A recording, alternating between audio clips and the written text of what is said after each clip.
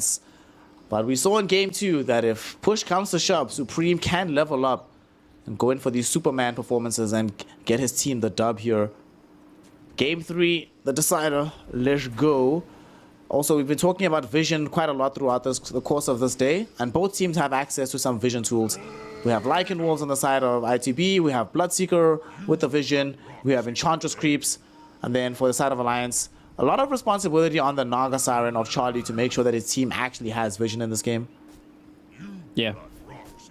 And I think, you know, not only vision, it's also about information as well, right? Like when you're pushing out certain waves, pushing into certain parts of the map, if you see people or see lack thereof people, it is very easy for you to kind of extrapolate where things are going to be going. So again, this is going to be a interesting game number 3. It is starting to get into the wee hours of the morning for some of the Europeans. So they are starting to get a little mad so that they don't get, you know, more of their own Dota faster. But it is still a good time to be in Division 2. I've actually really been enjoying a lot of the Division 2 series. I know every time most broadcasters come into our season and they say this is the best season, but I honestly think that Western Europe and Western Europe Division 2 really, really impress me, because sometimes you can come into Div 2 and you get some stinkers, but this is actually a really sick and a really, really tight region. And I mean, going into 2 or 3, I think it's anybody's game. Certainly anybody can win this one out. Can go in any direction. That's why we watch these games. It's so much fun to watch. Mid lane, the Tiny versus this Puck matchup against like these Spirit style heroes, whether it be Puck, Snow Spirit, Ember, whatever. Tiny tends to come out fairly well. So it's going to be on Supreme to make sure that he can carry through that promise. And they need this hero to do well, right? You were mentioning that you were a little bit skeptical about the role of the Bloodseeker in this game. If this Tiny gets a late Blink Dagger, they are really, really slow to make moves happen across the map. So they absolutely need Supreme to perform here when he's playing up against Chuen. Yeah, and I think, you know, the thing for Alliance as well is they've got a lot of like kind of hero combinations that can kind of work with each other, whereas for Into the Breach, it's like, I guess the Marauder and the Tiny can play with each other, but like the Lycan doesn't really want to play with anybody. You know, the Bloodseeker again is going to sit back and farm a little bit, and Enchantress kind of just wants to walk in and smack some towers. So there are a few kind of issues for Into the Breach. Also, before we get a little bit deeper into the game, Charlie did something really cool at the start of the game. I'm not quite sure if it was intentional, but he had one of his illusions standing next to his range creep, and Immersion tried to arrow the range creep to try and get the experience, and Charlie's illusion blocked it. So it was actually a pretty cool interaction to start out laning phase. Alright, good stuff coming in from the Naga side, and Charlie showing that he knows what's up when it comes to playing this hero. In terms of also knowing what's up when it comes to playing a hero, they go back for the S4 Centaur. I don't think ITB would be surprised by this. This probably, in some measure, explains the Bloodseeker pick. So they knew that this was going to be coming. They are prepared. And on the bright side, even if the Centaur is going to do decently well in the game, in the laning phase, Otaka doesn't really have to be scared of all that much. Like, lift hoof stomp combo, way less scary when you have Blood Right to drop down to provide a degree of protection, and you have an edge behind you, hopefully with a Wild Wing Ripper to hurricane you out. Yeah, exactly. And any of the... Usually a good way for Centaur to gain a massive advantage in the lane is once you get your rings up, you just start spamming out double edges, and then most carries kind of can't stand that kind of harass, whereas Bloodseeker definitely can. So, yeah, that's probably a fair shout, is they just wanted to try and have a lane counter to it. And as you said, like, a lot of these lanes have been relatively brawly as well, so Otaka is going to be able to really abuse Thirst and abuse the way that it works in the game as well, and try and just fly around and smack some people from Alliance. So far, somewhat quiet game. We haven't had our first blood happen just yet. S4 tanking quite a few hits from the Impetus, but he has enough gold to buy himself a Ring of Health. So that's going to come back from the secret shop. He'll be okay. Is Otaka trying to kill his career while he's getting the ring? I think he was, but I think he realized it looked like it, right? But he was like, hemming and hawing. He was like, Do I want to go behind the tower for this? Do I want to just park in front of the secret shop? Well, how far do I go for this play? Yeah, it was kind of crazy. Oh, Wait, S4. is S4 dead? Yeah, S4's dead. He's actually going to lose his life here. Blood Drive's going to drop down. They try the telekinesis to at least buy space and time, but S4 will certainly die. And Respect able to claim away the first blood, bringing down the Centaur. So ITB showing some prowess here in this bottom lane. And although they picked this lane to be a bit more aggressive with the Centaur Rubik, it turns out the aggression is going in the opposite direction.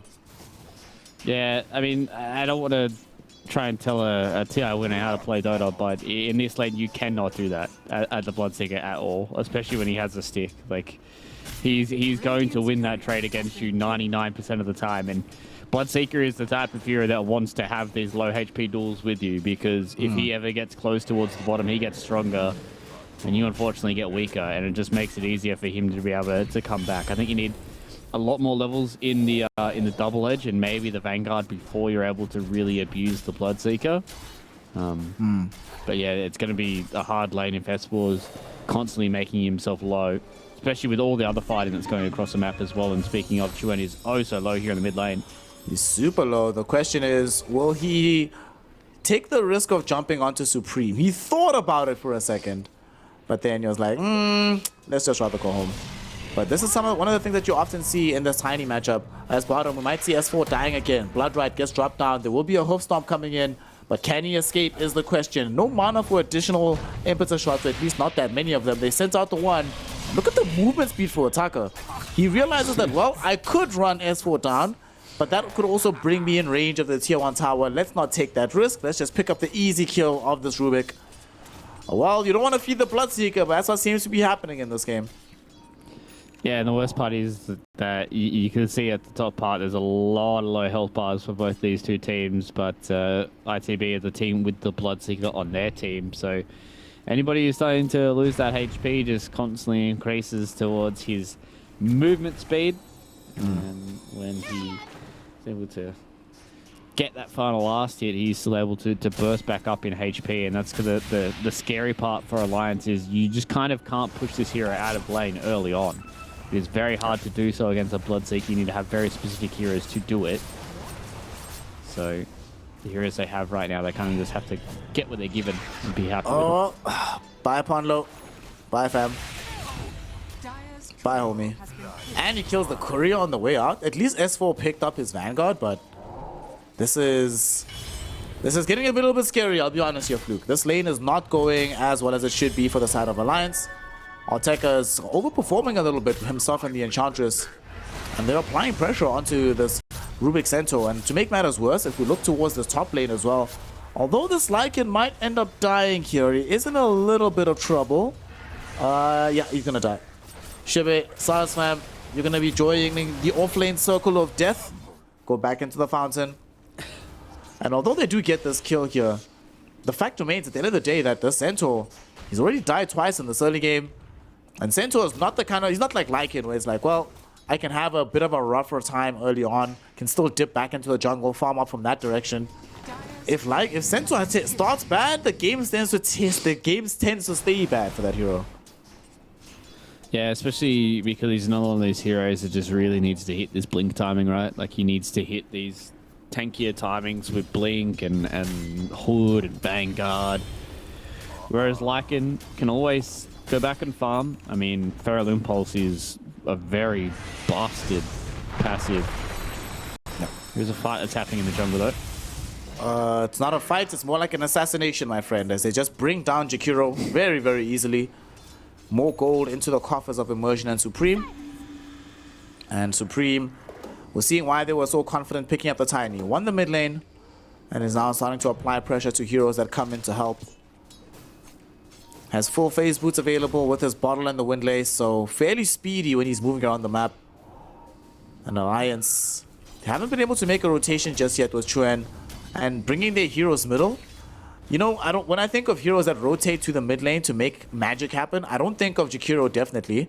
And we've spoken about some of the difficulty that Rubik has been experiencing in recent times. So you no longer really think of him either if you don't have a massively high damage dealing mid laner. So that's not going to happen until Chuen fully decides to commit his spells onto one particular target. Yeah, and you kind of have to just be there at like the last moment as well to just get a telekinesis grab back as they're going up to high ground to get out of vision. So I don't think anybody wants to move forward. Supreme sending his attention towards top lane, and Hanskin, he is unfortunately going to be assassinated. Very, very dead. But here comes Chuen. They're looking for the counterplay. Big counterplay. The double hero Dream Coil. Do they have the follow-up damage is the question. The Lucio Orb doesn't connect. Chuen might have to wait until he has Waning Rift. Lift back from Ponlo. Beautiful avalanche from the Tiny. Charlie also getting zoned back towards the tier 1 tower. So far, only one death in this lane. They will end up losing Ponlo as he gets run down by the Lycan Wolves and his army at the top side of the tree line. Good dodge on the avalanche, but oh no, Chuen still got caught. He's been ruptured up. Supreme brings him down. 900 gold for the Tiny, so that means we're well on our way to a Blink Dagger. As ITB really showing up in game 3 as well here, Fluke. 7-1 is the scoreline 10 minutes into this game. And all three of these lanes starting to look very, very promising for themselves as they're also about to get a tier 1 tower in the top lane. Yeah, I think the one shining light here for Alliance is that Charlie's having a good game. He's at 62 and 6. But the net worth is starting to reflect a little bit more. Finally, when the Dream Coil comes down. Did they actually get this kill? I actually don't know if he dies here, if I'm honest. Yeah, it's fine, dude. Oh. He's chilled. They don't do enough damage yet. They need time on this Alliance draft. This is a team that needs levels. And they just do not have them right now. So, ITB, literally free to do whatever the hell they want on the lane. And there's no counterplay available. Yeah. And you can see that Chuen understands that he wants to try and get stuff done with these early Dream Coils, but they just haven't worked out for them. The rotation towards the top lane, I thought that was going to be absolutely gnarly for them. I thought that was going to be like, you know, a 3-4k come in for the puck, but the coil snaps, nobody gets gone on. They don't have the damage because Hanskin's already gone down. Same with Ponlo, they just get run down by the Lycan. And Charlie this early just doesn't do enough on the Naga Siren. Charlie might actually die here. They hop onto him. The arrow does not connect onto the actual hero. Hit some illusions instead. Ponlo might be the one that suffers the indignity of death. He's getting ran down by a Hellbear Smasher as well as Shibe. They pop the Stampede though to get him out of dodge. Good guy S4. Might not be present in the fight, but he makes his presence known by pressing the button. And now they actually might try to aggress onto Attacker. I think they know that he's down bottom. Okay, he reveals himself. They know. They know. Do they have reveal is the question. Hanskin does have a sentry. There will be a blood drive drop down, but there should be enough damage ultimately that Alliance collect the kill. Yep, that's a big pickup. Be able to take down Otaka. A lot of gold going into the pocket of the Alliance members, and it was Chuen who picked it up. So he's very close to the Witchblade. This is where his damage starts to skyrocket. S4 has the Crimson Guard early on here. Okay. So these summons, they are trying to play against them. Oh, DD Rune bottom as well for Chuen. He's going to chuck that in his bottle and be happy about that one. All right, let's smoke. Ponlo is nearby. Hanskin immediately buys a smoke. I think they would love to be able to make something happen. Ponlo has one in the backpack as well. But I think for now, Chuen's going to wait until somebody reveals themselves down bottom, and it's Otaka. But I don't think he wants to go all in for this one. It is a Bloodseeker, so killing him alone, a bit more of a difficult proposition than killing him with 3 heroes surrounding him. Mid lane though, they find Supreme. Yeah, they get him. That was the lift into Ice Path, into Macropyre. Quite a bit of damage supplied towards the mid lane. And they will be able to get the tier 1 tower. Chuan is the one that shows up with the DD rune. S4 clears up the tower. And they smoke. They're going bottom. They have Dream Coil. I think they want to catch out Otaka. I think they spotted that with a ward. Radiant's top tower is under attack. They have a ward up here on the high ground. Yeah, I see it. You can see Otaka's just sitting behind the tier 2 tower here. They still scan him out though. I think they really would love to be able to take this fight. But he's coming forth just to break the smoke and make sure that this observer ward catches vision. They just de-warded though. Like you said, they were aware it was coming. Oh, they know he's in the crit camp. Oh my god, they might still kill him anyway. There's the stolen avalanche. Oh my goodness. Ponlo making plays happen on this Rubik. They managed to find the kill onto Otaka. Okay. Alright, we see you. And it's the last few moments of the Avalanche remaining as well. So getting a key kill like that, pretty clutch for the side of Alliance. Yeah, I think the Alliance supports are really starting to do some heavy lifting now. Be able to enable these other cores to play around the map. Chuen gets the kill, gets involved. S4 continues to push out that mid lane. Crimson Guard getting close to a Blink Dagger. So he's looking pretty good on the Centaur. And I mean, once he's picked up the Blink Dagger, that's kind of all thrusters a go, right? For Alliance, they just run in with Puck. They've just got S4, who's going to be a big old beefy boy. Charlie's just going to be whacking creeps until the cows come home. And we're going to be pretty happy if you're an Alliance fan. But into the breach, they surely understand this as well. That's why they're going to hit the smoke now. We're going to try and see if they can get some Alliance kills. They also want to reveal their own Blink Dagger on Supreme. They are aware of how this tiny hero functions. If you don't keep getting kill after kill after kill, the hero can fall off. So they're going in onto Hanskin. They find the kill. S4 runs right past them, almost daring them to chase him. And he flees beyond the reach of the tier 2 tower. And they will not chase after him. They just get a quick kill onto Hanskin. They go for him now, but the blink doesn't actually connect. This is somewhat brave from the side of ITB. Alliance not punishing this just yet. They're very happy. Just keep the pressure going down in the bottom lane with the Snarker Siren. And just keep S4 hiding behind just in case he needs to pop out with the Hoof Stomp. Yeah, I think they realize that he's going to be pretty hard to kill. 1800 HP, full Crimson Guard, full Wand as well. Full stick, pardon me. Okay. Still behind him. They're going to pop the Shapeshift. They really want this kill. They get the silence out onto S4. But here comes the final TP onto this Puck. They really want to try and find some counter plays. They get the quick kill or the quick stance onto Respect. Not dead just yet. Macropire will be dropped down. They eventually, with the small army, find the kill onto Jakiro. And Supreme with the Avalanche Toss also brings down S4. Two heroes have fallen on the side of Alliance in exchange for this Enchantress. They were willing to commit most of their team. Alliance thought they could mount this defense with only 4. It turns out that is not the case, Fluke. Not having the Naga here means that they're lacking some critical damage. Yeah, and unfortunately for Alliance, I don't think Charlie really wants to be a part of these fights just yet. He does have the Mantis style, but yeah, as you said, just missing one of those key critical members. And I thought S4 was going to be a little tankier than that. He kind of just copped a couple Avalanche toss combinations and got ruptured, and that was all she kind of wrote for S4. But, you know, once he's built up this Blink Dagger, he's going to be a little better. Where did all his gold go? Who, S4? Why does he only have 200 gold? Yeah. He bought a cloak, phase boots, Crimson Guard. He had like 1700 gold last time I looked at him before he bought the cloak. I don't know. So no, that probably happened. If he's losing money, he probably bought Bitcoin, man. Got him. Shout out to all the crypto bros out there. Crypto bros, shout out to y'all. Mid lane. Shout out to Supreme because he's going to need those shout outs. He's going to be counting them all inside the fountain. Bursted down by the side of Alliance. But yet again, we're running into a similar issue that we saw in game number 2. That for them to be able to get these kills and make these moves, they are reliant on some bigger spells and cooldowns. While ITB, they have a much higher tempo. And we're going to see an example of this as they get the Rupture out onto the Centaur. There's no more Dream Coil. The big counter plays might not be here, but they get the Ensnare out onto this Bloodseeker. Charlie finally makes his presence known in one of these engagements. And who are they going to try and line up for next? They get the Ice Pop out. It's going to get the quick start onto Immersion, but he does manage to leap away to safety first. The Lycan running in behind on everybody. They won't be able to keep this Enchantress alive, however, as she will end up losing her life to Charlie. Lift back onto Supreme. Supreme just respawned, but immediately recognizing this is not the kind of fight I want to be involved in. An Alliance. They get 2 pretty big kills here.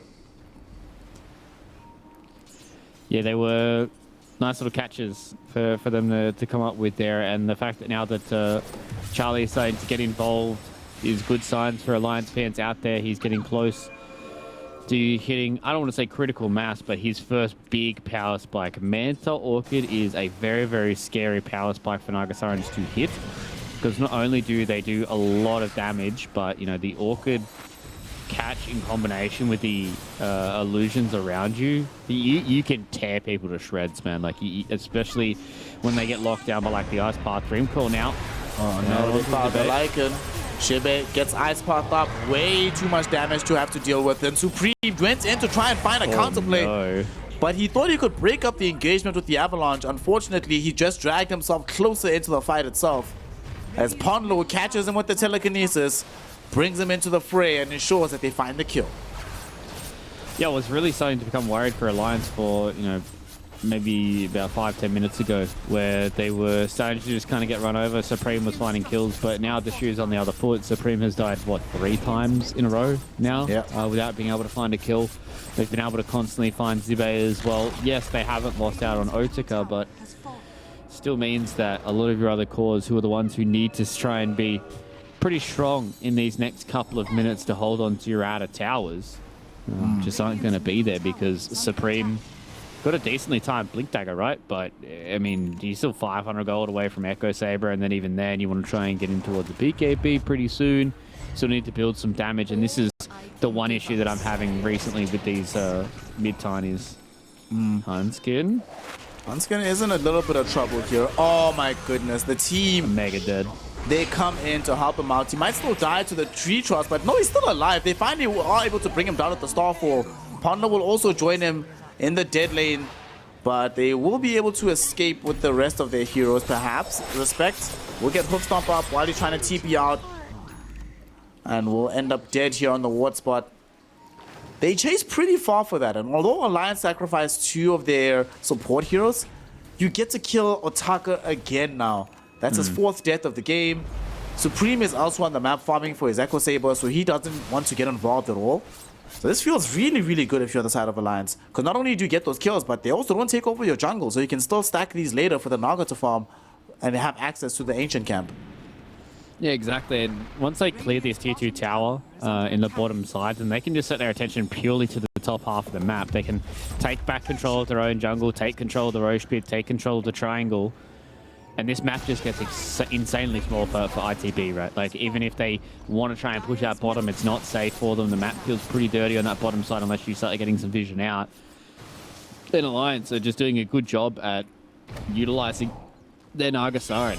Things were getting a little dicey there towards the early game, but now we're in a pretty comfortable spot for Alliance. They've almost got the heart online for Charlie, and I don't see how the Naga Siren dies, if I'm being perfectly honest with you. I don't see how they lock her down. I don't see how they deal with their illusions. I don't see how they deal enough damage to get through Heart Naga, who currently has 2200 HP, so she's going to have, like, what, 2600 HP and 26 armor? Hold up. They have a Bloodseeker. They will eventually buy the Aghanim Shard. You know, that does... The percent base damage will help a lot. It's possible. It's difficult to kill her, but if they can overlay... So here's the plan, right? Supreme goes in, starts the Avalanche Toss, then they follow that up with the Arrow. Then they have like a Centaur Conqueror to show up and drop down the Hoof Stomp, or the War Stomp rather. Then they also have like a Thunderhide to frenzy up the Bloodseeker, so that during all this time, Bloodseeker is hitting with the Aghanim Shard. There we go. Easy, bro. Yeah. Very easy. All right, ITB, go execute now.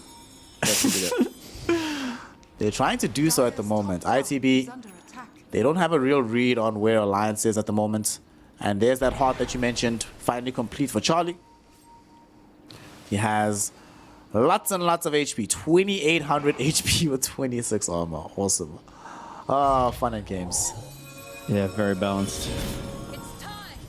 They have a lot of sentries down, which they're using to scout out some of these wolf movements from the Lycan. I would like to see Alliance pick up a gem. And yet they go in at the Stampede. S4 doesn't connect with this Hoof Stomp. Dude, Immersion has actually been so hot with these leap charges this entire game. He's been fast. But now they might get engaged on. 2-hero Dreamcoil comes out with the Macropire drop down as well. They don't have a BKB for Supreme. Supreme is already dead. Ice Path drop down with the BKB. Bloodseeker is able to mop up both of these supports even through the Song of the Siren. But that does mean now that once they come back, they can just lock him down and finish him off. The first target is going to be Shibe on the Lycan. He's done and dusted. On the high ground, Xuen won't be able to cancel out the TP of Immersion. And they won't be able to catch up to Respect either. Nonetheless, though, they get two very important heroes. Shibe and Supreme, both of them taken down by the side of Alliance in a critical fight.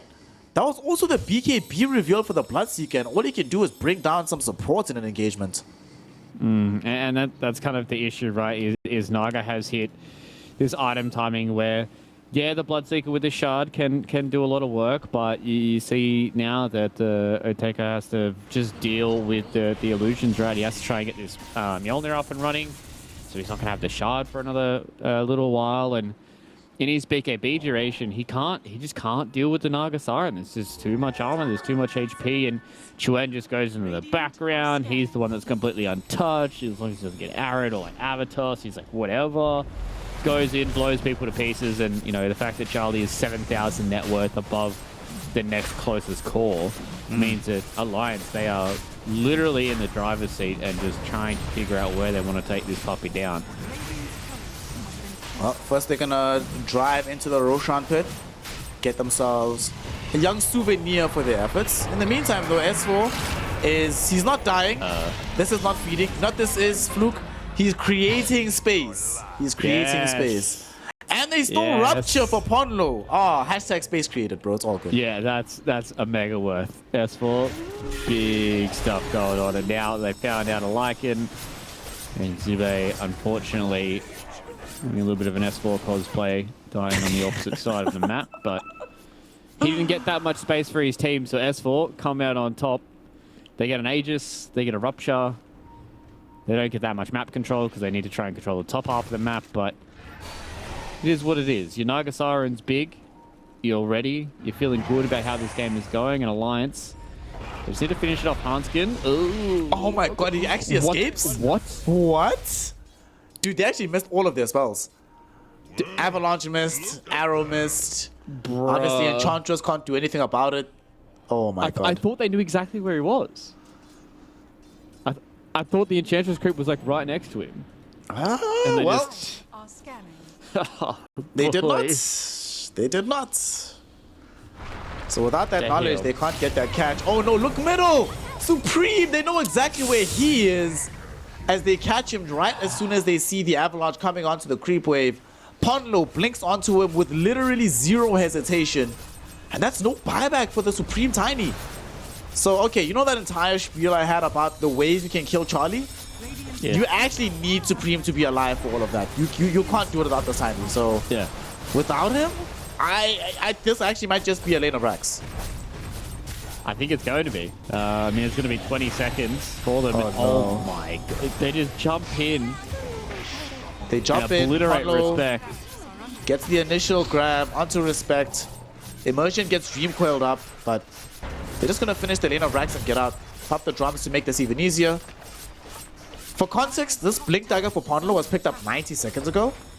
Or about 2 minutes ago, and they're having this much impact on the map. And now this Naga Siren has a fucking butterfly, dude. How on earth? Butterfly, heart, Manta style, orchid. This is kind of ridiculous. He's almost, he is doubling the Tiny and the Lycan. Oh he my has God. doubled their net worth. Oh my god. Like, they cannot, like, in the draft, they were going to have issues with Naga. Let alone the fact that the Naga is double their net worth. You can put the two supports together and Tiny and still just be able to beat the Naga Siren's net worth. Damn. Like, All right. That's how big he is. He's almost 3 heroes on the side of Into the Breach. And because of the strength as well as the protection of the Aegis, they just go in. Oh no, Taka! Oh my god. Couldn't get off BKB and he bought out for the Maelstrom, or the Mjolnir rather. He has no buyback. He straight up has no buyback. This game might just end right now. As Alliance, they're on the high ground. How on earth do they force them back? And we were talking about one of the reasons why we don't see Tiny all that often. Tiny, he did so well in the laning phase, but his scaling throughout the game is so predicated on getting as many kills as possible, and that just hasn't happened for him in this game. And in fact, he might be getting killed himself. He gets hit in with the Stream Coil. The toss was nice, sending S4 back in towards the fountain, and that enables them to bring down the Centaur. So Alliance will be bounced out of the base as a result of this. Or will they? They're faking back. They're waiting on the lip, waiting on the entrance. Ponlo hoping to try find somebody. Not going to get a primary grab. So they'll just get back. But still, this is so big. 2 lanes of Rags picked up by the side of Alliance. Yep, they are cruising. They are cruising to try and get this one done. I'm not sure where this was for game number 2. I think they kind of just let it slip out of their hands. Maybe it was the draft for them just wasn't what they were comfortable on. But this is pure comfort to me, and this is exactly what I expected after game number 1. And sometimes when we're coming here into Division 2, much like what we say in NA, you're not really sure what you're going to get when you get here, and maybe it might be the same for Western Europe now. I'm sure there's a lot of Ponlo, please stop it, dude. Oh, Supreme. Just stop it, dude. Relax, Ponlo. It's only a game of Dota, my friend. Holy smokes. Well, that is going to be a tier 1 tower falling very shortly.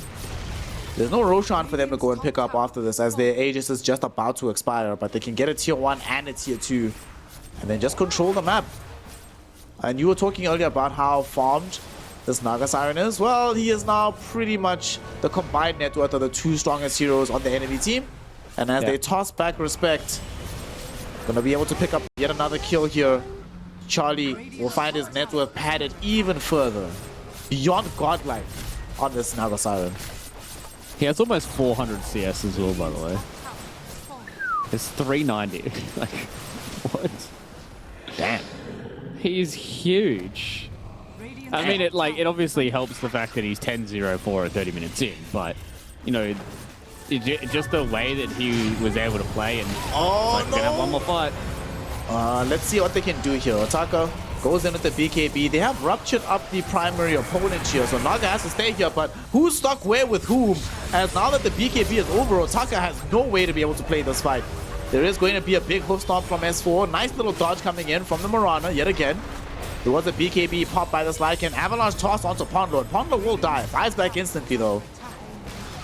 Respect also returned immediately into the game. And they're trying to defend their final lane of Rax. We see Shibe. Oh no, Shibe is surrounded. Shibe is controlled. Shibe is dead without buyback. The same might be true soon of Immersion. He gets taken down as well. Respect comes in, Hurricane Pike into the fountain, so some decent damage going on to center, but certainly not enough. Supreme dies at the very feet of the fountain itself, and now they invade the fountain to ensure they can get the further kills. They get the invasion, they get the lane of Rax, but more importantly, they get the GG call as ITB throw in the towel, granting an ultra kill to Charlie, and the 2-1.